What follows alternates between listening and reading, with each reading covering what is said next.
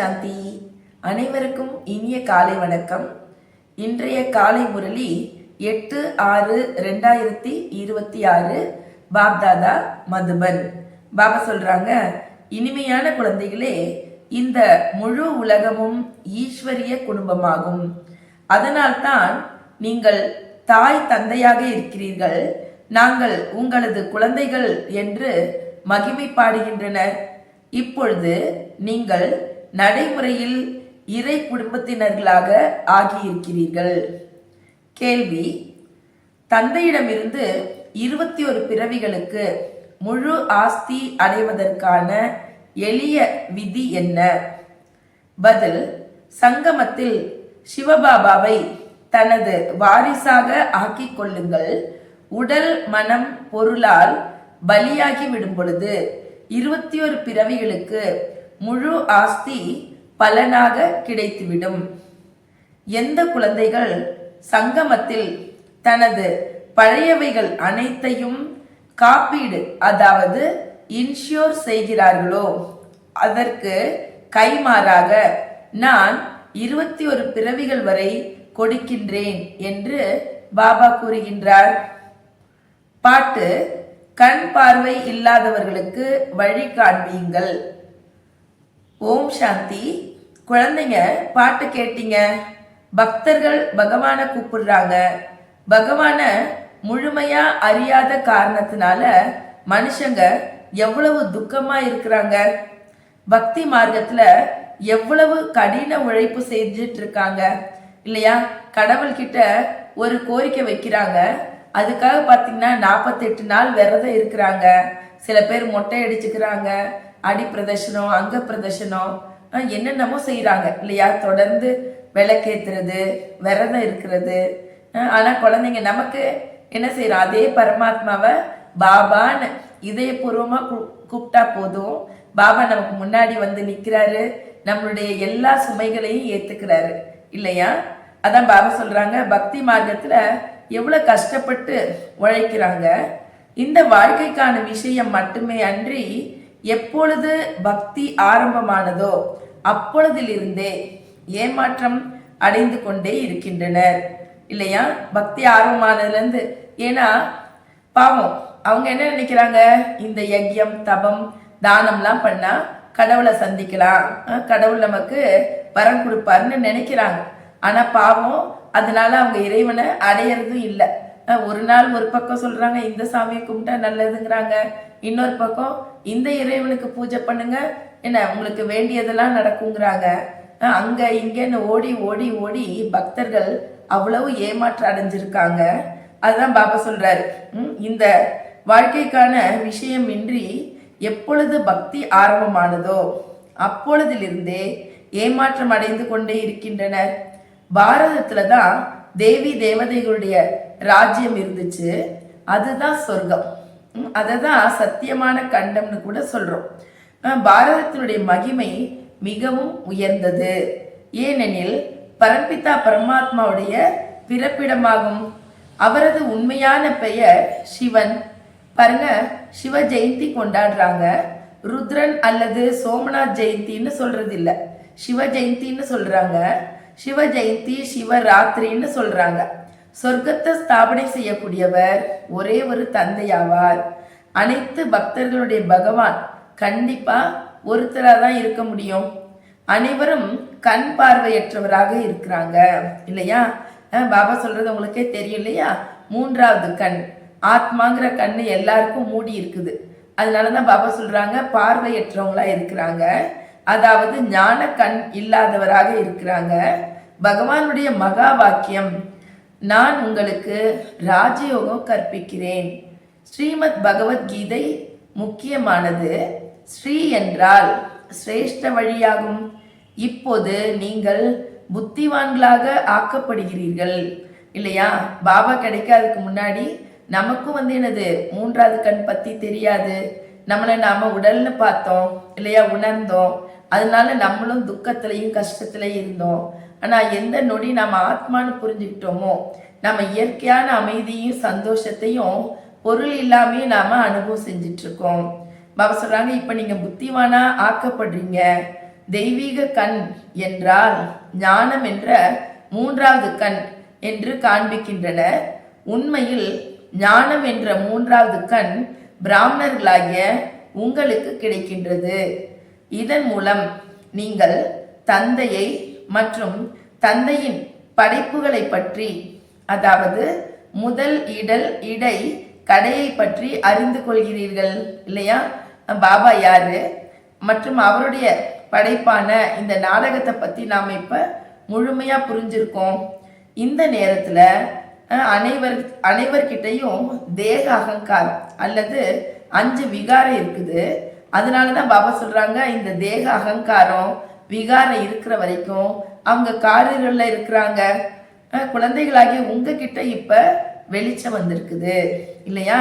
ஞானம்ங்கிறது தான் பகல் வெளிச்சம்னு சொல்லப்படுது. எப்ப ஞானம் கிடைச்சிருக்கோ நீங்க பகலுக்கு வெளிச்சத்துக்கு வந்துட்டீங்க. உங்களது ஆத்மா முழு உலகின் சரித்திர பூகோளத்தை அறிஞ்சிருக்குது.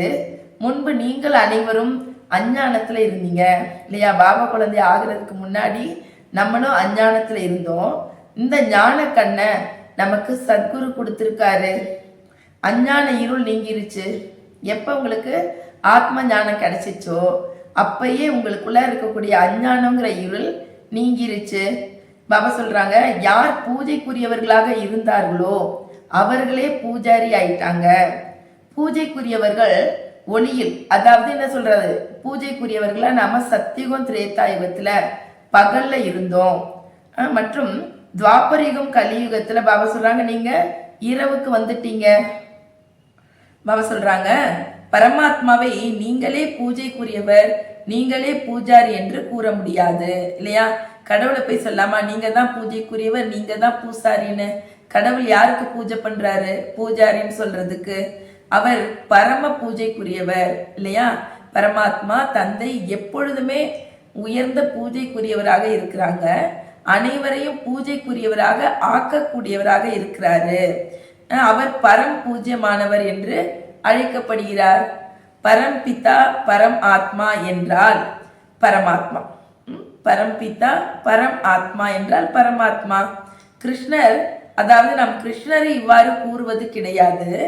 அவரை அனைவரும் பரம்பிதா என்று கூற மாட்டார்கள் இல்லையா? கிருஷ்ணனை எப்பவுமே குழந்தையா காட்டுறாங்க. அவரை பிடிச்சிட்டு அப்பான்னு சொன்னா நல்லா இருக்குமா? பரமபித்தான்னு சொல்ல முடியுமா? பாபா சொல்றாங்க, நிராகார இறைவனைத்தான் அனைவரும் பரமபித்தா என்று கூறுகின்றனர். அவரும் ஆத்மாதான் இல்லையா? பரமாத்மாவும் ஆத்மாதான். ஆனா அவருடைய செயல் எப்படி இருக்குது? மிக உயர்ந்ததாக இருப்பதன் காரணத்தினால பரமாத்மா அப்படின்னு சொல்றோம். பாபா சொல்றாங்க, அவர் உயர்ந்தவரா இருக்கிறாரு, அதனாலதான் அவரை பரமாத்மான்னு சொல்றோம். அந்த பரம் ஆத்மா சதா பரந்தாமத்துல இருக்கக்கூடியவர். பாருங்க, அவர் செயல் மட்டும் உயர்ந்ததில்ல, அவர் இருக்கக்கூடிய இடம் கூட எது? உயர்ந்த இடத்துல, பரந்தாமத்துல இருக்கிறாரு. பாபா சொல்றாங்க, ஆங்கிலத்துல அவரை சுப்ரீம் சோல்னு கூட சொல்றாங்க. இங்க தந்தை சொல்கிறார், ஆத்மா பரமாத்மாவை விட்டு பிரிந்து வெகு காலம் ஆகிவிட்டது இல்லையா? முதல்ல வந்தவங்களுக்கு எல்லாம் பாத்தீங்கன்னா 5000 வருஷம் ஆயிடுச்சு. அதான் சொல்றாரு, நீங்க பாடக்கூட செய்றீங்க, பரமாத்மாவை விட்டு பிரிந்து, அதாவது பரமாத்மா பரந்தாமத்தை, ஆத்மாக்கள் பரமாத்மாவை விட்டு பிரிந்து வெகு காலம் ஆகிவிட்டது என்று கூறுவது கிடையாது. பரமாத்மாவை விட்டு பிரிந்து வெகு காலம் ஆகிவிட்டது என்று கூறுவது கிடையாது. ஆத்மாதான் பரமாத்மாவை விட்டு பிரிந்து நீண்ட காலம் ஆகிவிட்டது. பாபா சொல்றாங்க, முதல் பரமாத்மா தான் ஆத்மான்னு சொல்றது முதல் நம்பர் அஞ்ஞானம் ஆகும். ஆத்மா தான் பிறப்பு இறப்புல வருது, பரமாத்மா பிறப்பு இறப்புகளில் வருவது கிடையாது. பாரதவாசிகளாகிய நீங்கள் தான் சொர்க்கவாசிகளாக இருந்தீங்க அப்படிங்கிறத இப்ப பாபா உங்களுக்கு புரிய வைக்கிறாங்க. மனிதர்களில் பூஜைக்குரியவர்கள் யாருன்னா தேவி தேவதைகள் ஆவர். இவர்கள் அனைவரும் ஈஸ்வரிய குடும்பத்தினர், ஈஸ்வரன் படைப்பவர் ஆவார். நீங்கள் தான் தாய் தந்தை, நாங்கள் உங்கள் குழந்தைகள் என்று பாடுறோம். ஆக இது குடும்பம் ஆயிடுது இல்லையா? பரமாத்மா தான் நமக்கு தந்தை தாயா இருக்கிறாரு, நாம் எல்லாரும் அவருடைய குழந்தைகள் எனும் பொழுது இது குடும்ப மார்க்கம் ஆகிடுது. தாய் தந்தை என்று நீங்கள் யாரை கூறுகிறீர்கள்? இப்படி கூறுறது யாரு? இல்லையா? யார சொல்றோம்? பரமாத்மாவை சொல்றது யாரு? ஆத்மா. ஆத்மா தான் தாய் தந்தை என்று கூறுகிறது. உங்களது கருணையினால் எங்களுக்கு சொர்க்கம் என்ற சுகமான பூமி கிடைச்சிருக்குது. தாய் தந்தையாகிய நீங்கள் வந்து சொர்க்கத்தை ஸ்தாபனம் செய்வீங்க. ஆக நாங்கள் உங்களது குழந்தைகளாக ஆகிறோம். நான் சங்கமத்துல வந்துதான் புது உலகத்திற்கான ராஜயோகத்தை கற்பிக்கிறேன். மனிதர்களின் புத்தி முற்றிலும் கீழானதாக ஆகிவிட்டது. சொர்க்கத்தை நரகம்னு புரிஞ்சுக்கிறாங்க. அங்கேயும் கம்சன், ஜராசந்தன், ஹிரண்யன் போன்றவர்கள் இருந்தனர் என்று சொல்றாங்க. நீங்க மறந்துட்டீங்களா என்ன? பாபா கேட்கிறார். இப்ப நமக்கு எல்லாமே தந்தை வந்து புரிய வைக்கிறாரு. எனது சிவ ஜெயந்தியையும் நீங்கள் பாரதத்தில் தான் கொண்டாடுகிறீர்கள். சிவராத்திரி என்று பாடப்பட்டிருக்கிறது. ஆனா எந்த ராத்திரி? இந்த பிரம்மாவுடைய எல்லையற்ற ராத்திரி ஆகும். இல்லையா? இங்க பாபா சொல்றது 12 மணி நேர ராத்திரி இல்ல. பிரம்மாவுடைய ராத்திரி என்றால் என்ன? துவாபரிகம், கலியுகம் ரெண்டையும் சேர்த்து 2500 வருஷம் பிரம்மாவுடைய ராத்திரி. தந்தை சங்கமத்தில் வந்து இரவை பகலாக, அதாவது நரகத்தை சொர்க்கமாக ஆக்குறாரு. சிவராத்திரி என்பதன் அர்த்தம் யாருக்கும் தெரியல. பகவான் நிராகாரமானவர். மனிதர்களுக்கு பிறவி பிறவியாக சரீரத்துடைய பெயர் மாறுது. இல்லையா? இன்னைக்கு இந்த சரீரத்துல இருக்கப்போ ஒரு பெயர், இதே சரீரத்தை விட்டுட்டு இன்னொரு இடத்துல நம்ம ஜென்மம் எடுக்கும் பொழுது அங்க நமக்கு இன்னொரு பெயர் வைப்பாங்க. அதான் பாபா சொல்றாங்க, பிறவி பிறவியாக சரீரத்தினுடைய பெயர் மாறுது. எனக்கு சரீரத்தின் பெயர் எதுவும் கிடையாது அப்படின்னு பாபா சொல்றார். ஏன்னா அவருக்கு சரீரமே கிடையாது. எனது பெயரே சிவன். நான் வயோதிக வானப்பிரஸ்த சரீரத்தை ஆதாரமா எடுத்துக்கிறேன். இல்லையா? பாபா எந்த சரீரத்துல வராரு? பிரம்மாவுடைய சரீரத்துல. அதாவது அவர் வயோதிக, அவருடைய 60வது வயசுலதான் பாபா வராரு. அதனால சொல்றாரு, நான் வானப்பிரஸ்த நிலையில வரேன். இவர் கூட பூஜைக்குரியவரா இருந்தாரு. பிரம்மா பாபாவும் பூஜைக்குரியவங்களா இருந்தாங்க. இப்ப பூஜாரி ஆயிட்டாங்க. சிவபாபா வந்து சொர்க்கத்தை படைக்கிறாரு. நாம் அவரது குழந்தைகள் எனில் அவசியம் சொர்க்கத்திற்கு எஜமானரா ஆகணும். இல்லையா? பாபா படைக்கிற சொர்க்கத்துக்கு நாம எஜமானர் ஆகலைன்னா யார் ஆகிறது? இல்லையா? அவருடைய குழந்தைகள்னு சொல்லிட்டு எஜமானர் ஆகலைன்னா, அதனால பாபா சொல்றாங்க, இப்ப குழந்தைங்க முயற்சி பண்ணி ஆகணும். பிரம்மா, விஷ்ணு, சங்கருக்கும் இந்த நாடகத்துல பாகம் இருக்குது. ஒவ்வொரு ஆத்மாக்கும் அவரவர்களுக்கான சுகம் துக்கத்தின் பாகம் பதிவாகி இருக்குது. நாம சிவபாபாவோட வாரிசு ஆகி இருந்தோம். இதெல்லாம் இப்போ உங்களுக்கு புரியுது. சிவபாபா சொர்க்கவாசியா ஆக்கி இருந்தாரு. இல்லையா? நாமளா நரகவாசியா ஆயிட்டோம். ஆனா பாபா நம்மள சொர்க்கவாசியா ஆக்கி இருந்தாரு. அதனாலதான் நாம எல்லாரும் அவரை நினைவு செய்யறோம். ஓ பரம்பிதா, கருணை காட்டுங்க கூப்பிடுறோம். சாதுக்களும் சாதனை செய்யறாங்க. ஏன்னா இங்க ரொம்ப துக்கம் இருக்குது. அதனால என்ன சொல்றாங்க? நாங்க நிர்வாண தாம் செல்லணும், முக்தி தாமத்துக்கு போக விரும்புறோம். எங்களுக்கு இந்த நாடகத்துல வர விருப்பம் இல்லை. எங்களுக்கு பிறவா நிலை வேணும்னு சாது சன்னியாசிங்க முயற்சி பண்றாங்க. பாபா சொல்றாங்க, ஆத்மா பரமாத்மாவிடம் ஐக்கியமாகிவிடும் அல்லது ஆத்மாதான் பரமாத்மா என்று புரிந்து கொள்கிறார்கள். இதுவும் மிகப்பெரிய தவறு. இல்லையா? ஐக்கியமாகிறதோ ஆத்மாதான் பரமாத்மான்னு சொல்றதோ மிகப்பெரிய தவறாகும். ஆத்மாக்களாகிய நாம் பரந்தாமத்தில் வசிக்கக்கூடியவர்கள். பிறகு தேவதா குலத்திற்கு வருகிறோம். பிறகு 24 பிறவிகள் எடுப்போம். பிறகு 84 பிறவிகள் எடுப்போம் என்று இப்போ நீங்க சொல்றீங்க. ஆத்மாக்களாகிய நாம் வர்ணங்களில் வருகிறோம். இல்லையா? என்னென்ன வர்ணம்? தேவதா வர்ணம், சத்திரிய வர்ணம், வைஷ்ய வர்ணம், சூத்திர வர்ணம், இப்பொழுது கடைசியா பிராமண வர்ணத்துக்கு வந்திருக்கிறோம். சிவபாபா பிறப்பு இறப்புல வர்றது கிடையாது. நாராயணின் ராஜ்யம் மட்டும் இருந்தது என்று எவ்வாறு கிறிஸ்துவ தர்மத்துல சொல்றாங்க இல்லையா? முதலாம் எட்வர்ட், 2ஆம் எட்வர்ட், 3ஆம் எட்வர்ட் சொல்றாங்க இல்லையா? அதே போலதான் சொர்க்கத்துல கூட முதலாம் லட்சுமி நாராயணர், 2ஆம் லட்சுமி நாராயணர், மூன்றாம் லட்சுமி நாராயணர் என்று 8 சாம்ராஜ்யம் நடைபெறும். இப்ப பிராமணர்களாகிய உங்களுக்கு 3வது கண் திறக்கப்பட்டிருக்குது. தந்தை அமர்ந்து ஆத்மா கிட்ட உரையாடல் செய்யறாரு. நீங்க இவ்வாறு 84 பிறவி சக்கரத்தில் இத்தனை பிறப்புகள் எடுத்து வந்திருக்கீங்க. வர்ணங்களுடைய சித்திரத்தை கூட உருவாக்குறீங்கன்றார் பாபா இல்லையா. 84 பிறவி சக்கரத்துல என்ன, சத்தியுகத்துல 8 பிறவி, திரேதாயுகத்துல 12 பிறவி, துவாபரியுகத்துல 21 பிறவி மற்றும் கலியுகத்துல 42 பிறவி, கடைசியா சங்கம் யுகத்துல ஒரு பிறவி. இந்த மாதிரி நாம 84 பிறவி எடுத்துட்டு வந்திருக்கிறோம்.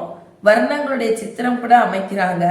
அதுல பாத்தீங்கன்னா தேவதா, சத்திரிய, வைஷ்ய, சூத்ர, பிராமணர்களை உருவாக்குறாங்க. நாம பிராமணர்கள், குடுமி போன்றவர்கள். இது இப்ப நீங்க புரிஞ்சிருக்கீங்க. இந்த நேரத்துல நாம நடைமுறையில ஈஸ்வரிய வம்சத்தினரா இருக்கிறோம். இந்த எளிய ராஜ யோகம் மற்றும் ஞானத்தின் மூலம் நமக்கு சுகமான உலகம் கிடைக்கிறது. சிலர் சூரிய வம்ச ராஜ்யத்தின் ஆஸ்தி அடைகிறாங்க, சிலர் சந்திர வம்சத்தினுடைய ஆஸ்தி அடைகிறாங்க. எல்லாரும் சூரிய வம்சம், அதாவது 111 எல்லாரும் வந்துறது இல்லை. அவரவர் முயற்சியின் அடிப்படையில சில பேர் சூரிய வம்ச ராஜ்யத்திலையும் சில பேர் சந்திர வம்ச ராஜ்யத்திலையும் வராங்க. பாபா சொல்றாங்க, ஒவ்வொருவரும் அவரவர் முயற்சியின்படி அந்தந்த பதவியை அடைவாங்க. நான் படிச்சுக்கிட்டு இருக்கும் பொழுதே சரீரத்தை விட்டுட்டா என்ன பதவி கிடைக்கும் என்று யாராவது பாபா கிட்ட கேட்டா பாபாவால உடனே சொல்ல முடியும். நினைவின் மூலம் ஆயுள் அதிகரிக்கும் இல்லையா. நீண்ட நாள் வாழணுமா? சில பேருக்கு கணக்கு வழக்கு கம்மியா இருந்தா இங்கே போயிடுறாங்க. ஆனாலும் கண்டிப்பா சத்தியுகத்துல நமக்கு ஒவ்வொரு பிறவிலையும் நாம 150 வருஷம் இருப்போம். இந்த மாதிரி நீண்ட ஆயுளை பெறுறது எப்பன்னா, இப்ப நாம எவ்வளவு நினைவுல இருக்கிறோமோ அவ்வளவு நமக்கு நீண்ட ஆயுள் என்பது கிடைக்கும். விகர்மங்கள் விநாசமாகும். தூய்மையற்ற நிலையிலிருந்து தூய்மை ஆவதற்கு வேறு எந்த உபாயமும் கிடையாது.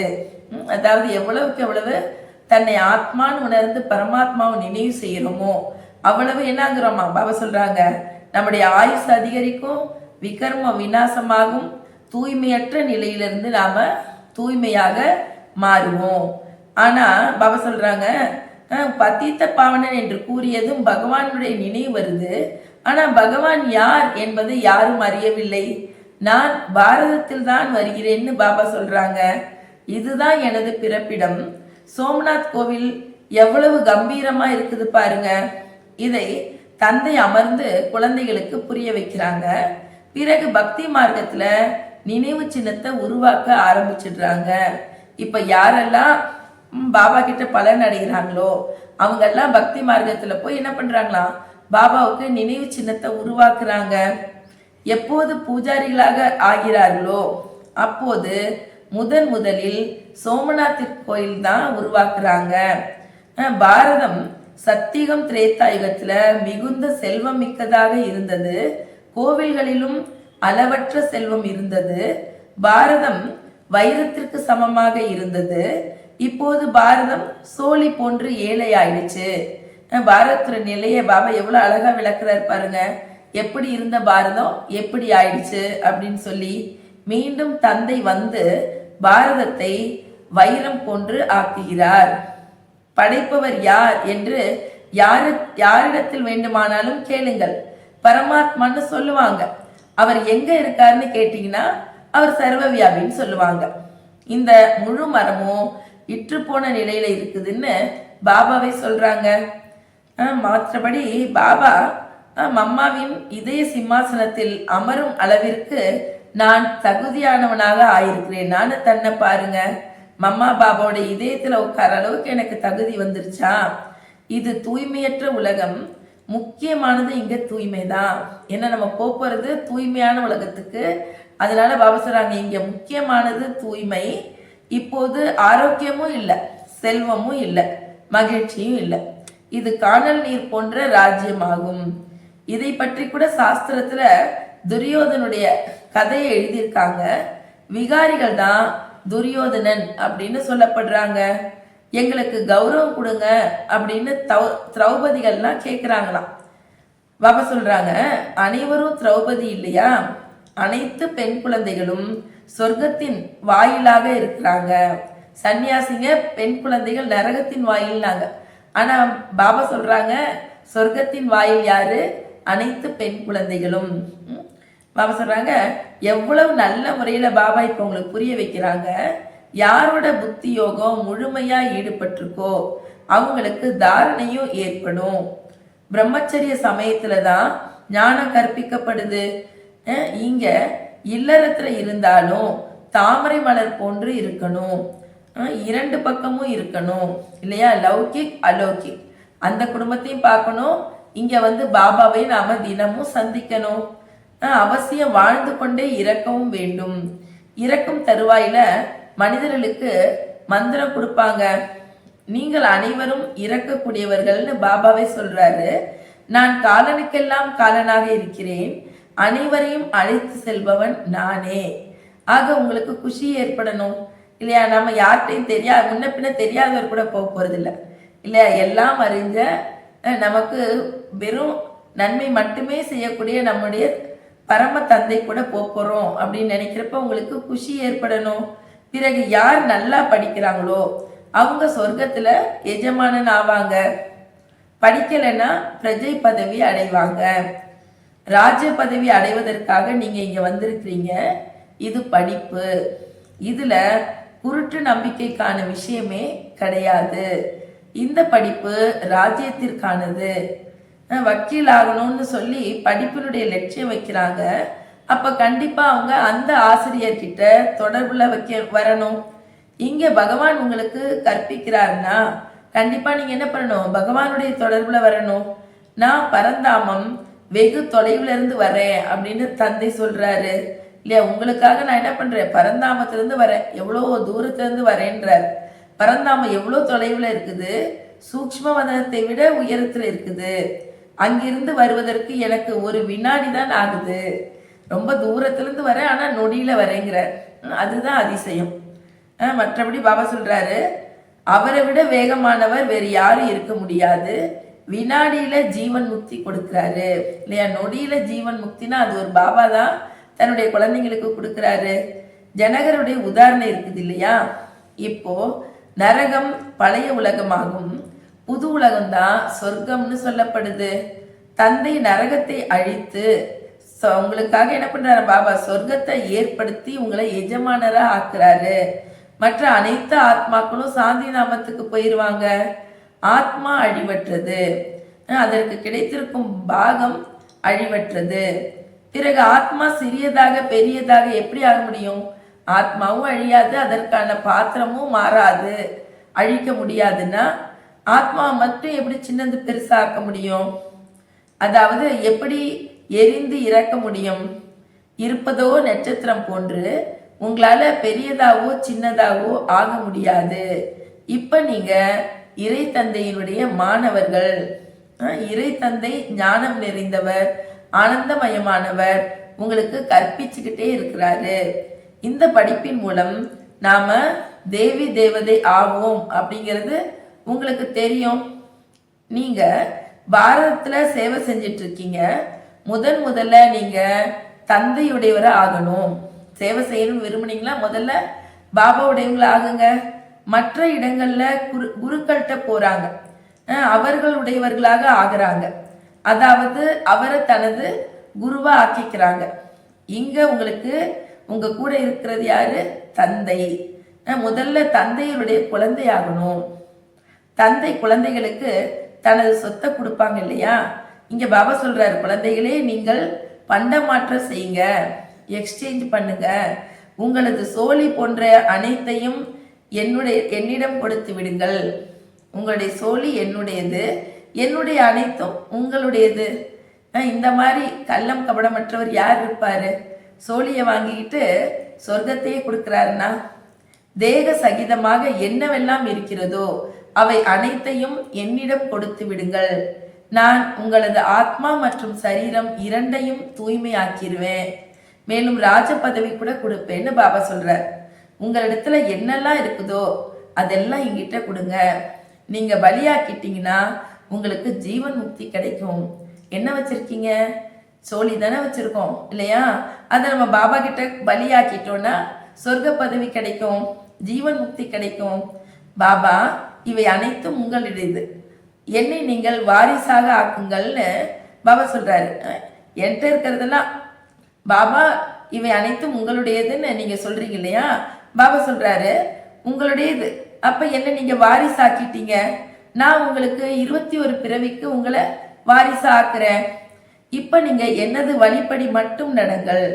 தொழில் போன்றவைகளை செய்யுங்க, வெளிநாட்டுக்கு போங்க, எது வேண்டுமானாலும் செய்யுங்க.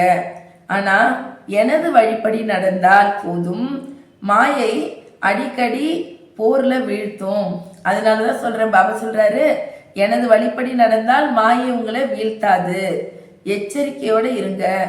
இப்ப நீங்க எந்த விகர்மமும் செய்யக்கூடாது. ஸ்ரீமத் படி நடந்தீங்கன்னா சிரேஷ்டமாக ஆவீங்க. நல்லது. இனிமையிலும் இனிமையான தேடி கண்டெடுக்கப்பட்ட செல்ல குழந்தைகளுக்கு தாய் தந்தையாகிய பாப் தாதாவின் அன்பு நினைவுகள் மற்றும் காலை வணக்கம். ஆன்மீக குழந்தைகளுக்கு ஆன்மீக தந்தையின் அன்பு நினைவுகள் மற்றும் நமஸ்தே. ஆன்மீக தந்தைக்கு ஆன்மீக குழந்தைகளின் அன்பு நினைவுகள், காலை வணக்கம் மற்றும் நமஸ்தே. தாரணைக்கான முக்கிய சாரம்: 1. ஆத்மா மற்றும் சரீரம் இரண்டையும் தூய்மை ஆக்குவதற்காக தேக சகிதமாக என்னவெல்லாம் இருக்கிறதோ அதை தந்தையிடம் அர்ப்பணித்து அவரது ஸ்ரீமத் படி நடக்க வேண்டும். 2. தாய் தந்தையின் இதய சிம்மாசனத்தில் அமர்வதற்கு தன்னை தகுதியானவராக ஆக்கிக் கொள்ள வேண்டும். தகுதியானவராக ஆவதற்கு முக்கியமாக தூய்மையை தாரணை செய்ய வேண்டும். இப்ப நமக்கு அடிஷ்னலா இது ஜூன் மாசம், அதனால மாதேஸ்வரியோட விலை மதிக்க முடியாத மகா வாக்கியம். இன்னைக்கு அவங்களுடைய மகா வாக்கியம் என்னன்னா, உண்மையான தலைவனான பரமாத்மாவிடம் உண்மையானவர் ஆகியிருங்கள். பாபா சொல்றாங்க, இதே நேரத்துல தான் நமக்கு நிரந்தரமாக என்னுடைய நினைவுல இருங்க அப்படிங்கிற கட்டளை பரமாத்மா மூலமா கிடைச்சிருக்குது இல்லையா? நம்ம எப்படிப்பட்ட நேரத்துல இருக்கோம்? ரொம்ப மோசமான நேரத்துல இருக்கு இல்லையா? இப்ப பாபா நமக்கு கட்டளை இடுறாரு, என்னுடைய நினைவுல நிரந்தரமா இருங்கன்னு. யோகம் என்பதன் பொருள் ஈஸ்வரிய நினைவில் இருப்பது. யோகம் என்பதற்கு தியானத்தில் அமர்வது என்ற அர்த்தம் கிடையாது. நம்முடையது இது சகஜ யோகமாகும். அம்மா சொல்றாங்க, நடந்தாலும் சென்றாலும் காரியம் செய்யும் பொழுதெல்லாம் அவருடைய நினைவுல இருக்கணும். இதற்கு தான் துண்டிக்கப்படாத அகண்ட யோகம்னு சொல்லப்படுது. ஆனா இதுல நிரந்தரமா இருப்பதற்கான அபியாசம், பயிற்சி அவசியம் இருக்குது. அவருடைய கட்டளைப்படி கீழ்ப்படிதல் உள்ளவராக இல்லை. அதாவது ஏதாவது கட்டளையை மீறுபவர் ஆனோம்னா அவசியம் தண்டனைய அனுபவிக்க வேண்டி வரும். இப்ப அவருடைய கட்டளை, பாபாவுடைய கட்டளையாவது, எப்படி நான் கர்மம் செய்கிறேனோ என்னை பார்த்து நீங்களும் ஃபுட் ஸ்டெப் எடுத்து வையுங்கள், அடி எடுத்து வையுங்கள். இல்லை என்றால் மாயையிடம் அடி வாங்குவீர்கள். உண்மையான தலைவனிடம் உண்மையாக ஆகியிருங்கள்.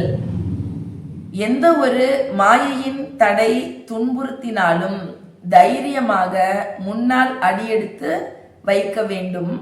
அப்பொழுது அவரது உதவியின் மூலமாக, அதாவது தந்தையுடைய உதவி மூலமா மாயையை அகற்றிடலாம். மாயை அகன்றுவிடும், பாதை தெளிவாகிவிடும். பிறகோ எங்கு அமர்த்தினாலும் எப்படி நடத்தினாலும் பாதை தெளிவாக ஆகிவிடும். இது போல துணை அளிப்பதற்கு மிகவும் தைரியம் வேண்டும். அப்பேற்பட்ட மகான் சௌபாகியசாலி முற்றிலும் குறைவாகத்தான் வெளிப்படுவார்கள். அவர்கள் வெற்றி மாலையில செல்வாங்க. அப்ப பாருங்க, அந்த மாதிரி வெற்றி மாலையில போகக்கூடியவனா நானு, இல்லைன்னா முயற்சி செஞ்சு செல்லணும். பாபா சொல்றாங்க, மம்மா சொல்றாங்க, மற்றவர்கள் பாக்கியசாலி ஆவார்கள். அவர்கள் கொஞ்சம் நெஞ்சம் கிடைச்சதை எடுத்துக்கிட்டு போய் பிரஜைகளா ஆவாங்க. எனவே கொஞ்சம் கிடைப்பதில் குஷியாகி விடாதீர்கள். தங்களது விருப்பமோ சம்பூர்ண ஆகணும் அப்படிங்கிறது தான் இருக்கணும். அதனால அம்மா சொல்றாங்க, துணிவு கொள்ளுங்க, முன்னேறி செல்லணும். மாயா தடை ஏற்படுத்தும், ஆனாலும் முன்னேறி செல்லணும். அதன் மேல வெற்றி அடையணும், மாயை மீது வெற்றி அடையணும். இதுல நீங்க தவறு செய்யாதீங்க. இதுல நீங்க தவறு செஞ்சீங்கன்னா அது நம்பிக்கையில குறைவுங்கிறது ஆகும். சிறிது தங்களது தாரணையில் குறைவு ஏற்படும், இது உங்களது குற்றமும் ஆகும். இதில் சமூக அந்தஸ்து, குலத்தின் மரியாதைகள் ஆகியவற்றை துண்டிக்க வேண்டி வருகிறது. இவற்றை அனைத்தையும் துண்டித்து விடும் பொழுதுதான் உண்மையான பரலோகிக்க தெய்வீக மரியாதையை பெறுவீங்க. இந்த விகாரி உலகமோ போக போகுது. பாருங்க, மீரா கூட உலக அந்தஸ்தை இழந்தாங்க, அப்பொழுதுதான் கிரிதரனை அடைந்தார்கள். அந்த உலக அந்தஸ்தை வைத்து கொண்டீர்கள் என்றால் இந்த தெய்வீக உலகத்தினை சேர்ந்தவர்களாக ஆக முடியாமல் இருப்பீங்க. இப்ப நன்மையின் பொருட்டு ஈஸ்வரிய ஆலோசனையோ உங்களுக்கு கொடுக்கப்படுது. இப்ப என்ன செய்யணும், எது சரியானது என்று தங்களது புத்தியின் மூலமாக தீர்மானிக்க வேண்டும். வரதானம்: சங்கம யுகத்தில் அத்தீந்திரிய சுகத்தை அனுபவம் செய்பவராக இரட்டை பிராப்திக்கு அதிகாரி ஆகுக. எந்த குழந்தைங்க சங்கம யுகத்துல அத்தீந்திரிய சுகத்தை அனுபவம் செய்யறாங்களோ அவங்களுக்கு சதா அமைதி, குஷி எனும் இரட்டை பிராப்தி அடைந்தோம் என்ற பெருமிதம் இருக்கும். ஏன்னா அத்தீந்திரிய சுகத்துல இவ்விரண்டும் அடங்கியே உள்ளது. இப்போது குழந்தைகளான உங்களிடம் உள்ள தந்தையின் ஆஸ்தி, அதாவது குழந்தைகளாகிய உங்களிடம் தந்தையும் ஆஸ்தியும், இந்த இரு பிராப்திகளும் வேறு, அதாவது முழு கல்பத்தில் கிடைப்பதில்லை. ஆகவே இவ்விரண்டு பிராப்திகளின் அதிகாரி ஆகுங்கள். ஸ்லோகன்: ஒருவருக்கொருவர் சம்ஸ்காரங்களை தெரிந்து கொண்டு அவர்களுடன் இணைந்து செல்வதே முன்னேற்றத்திற்கான வழியாகும். இல்லையா? நம்ம 2 பேரா இருக்கிறோம்னா ஒருத்தரோட சம்ஸ்காரத்தை ஒருத்தர் புரிஞ்சுக்கிட்டு அவங்களோட இணைஞ்சோம்னா அதுதான் முன்னேற்றத்திற்கான வழியாகும். நல்லது. ஓம் சாந்தி.